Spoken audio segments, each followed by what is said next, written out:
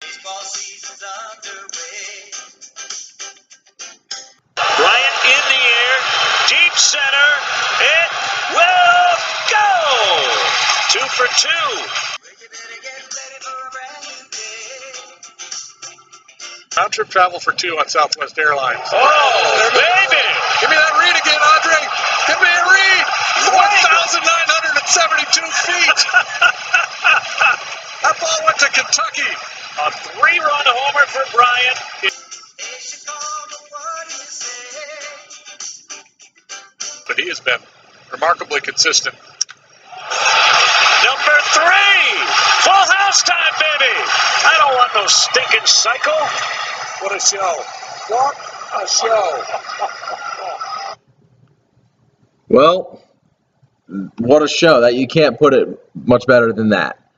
This will, for now, go down as the Kris Bryant game. I was fortunate I happened to turn it on before his first at bat. It was like right before his first at bat, and I just enjoyed the fucking show. 5 for 5, 2 doubles, 3 home runs. Just utterly ridiculous. I mean, he's pretty much just raped Cincinnati. That brings him up to 21 home runs on this season. He now leads the team in RBIs. He surpassed Rizzo. And speaking of surpassing Rizzo, he may, if this continues, he may have surpassed him as the best player on the team.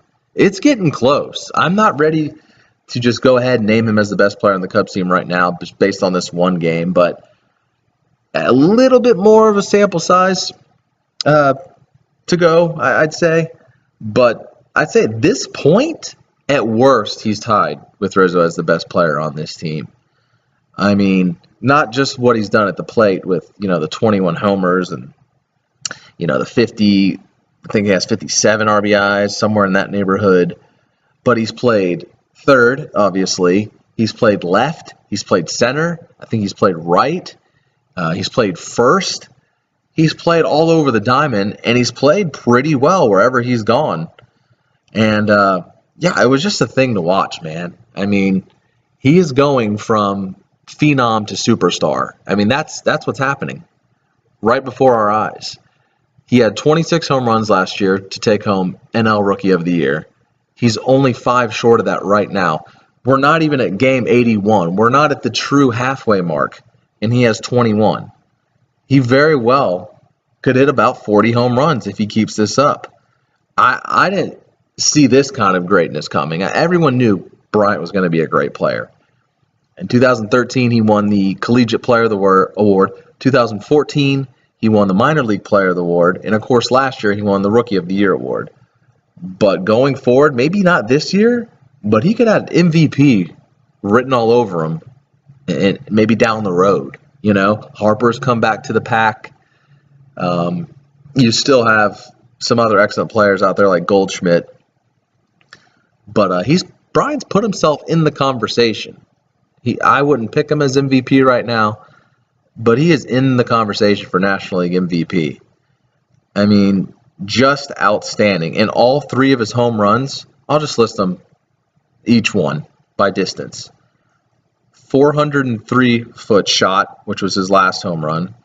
His second home run was 444 feet, and his first blast was 410 feet. That is fucking stupid. Let me do some quick mathematical math. 847, 1,257 feet worth of home runs. I mean, good God. And you'd think in a game like this, it'd be some kind of just extracurriculars, like just, ooh, that was nice. But the Cubs actually needed Bryant in his big night. They wound up getting a cushion and winning 11-7, but this was a game going into the later innings until he hit another blast.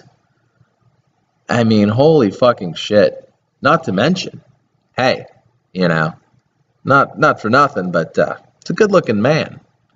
I'm not going to deny that. You're going to look at him, if you're a guy, and say he's not good-looking. Don't worry, it doesn't make you gay.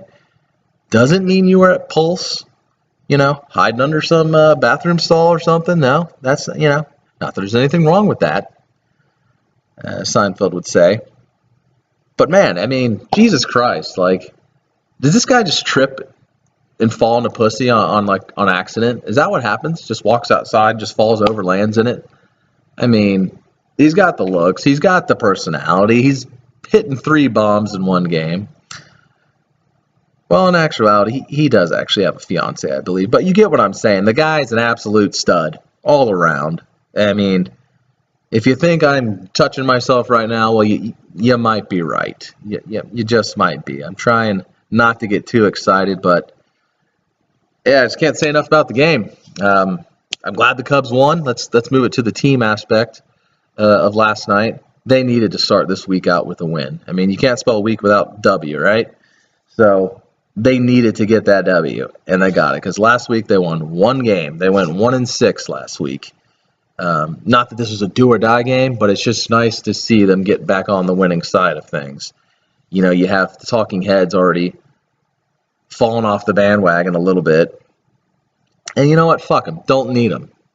Personally, I would prefer the Giants to enter the playoffs as the favorite. As a Cubs fan, I'm not used to rooting for the favorite at all. Surprise, surprise. So I kind of like the vibe more of, okay, let's shift that spotlight to the Giants. It is an even year after all, even though I think that's just a fucking lazy person's argument. Oh, I think the Giants are going to win because it's an even year. Yeah, sure. Yeah, whatever. Nothing to do with the talent they've accumulated. I mean, it all has to do with the even year. But yeah, great win. Needed it. Arrieta, as he's lost his control this past 2 starts. Perhaps he's slumping. Who knows? I mean, that's been whispered around that he could be due for a slump. He is human after all. But good win. Hopefully Lester can right the ship as far as pitching, because it's been outstanding all year, but it's been a little shaky lately. So you got Lester on the bump tonight. He's on his way to the All-Star game, barring some complete meltdown over the next couple starts. I just don't see how he doesn't make it. Anyways, great win, and see you next time on Riz on my podcast.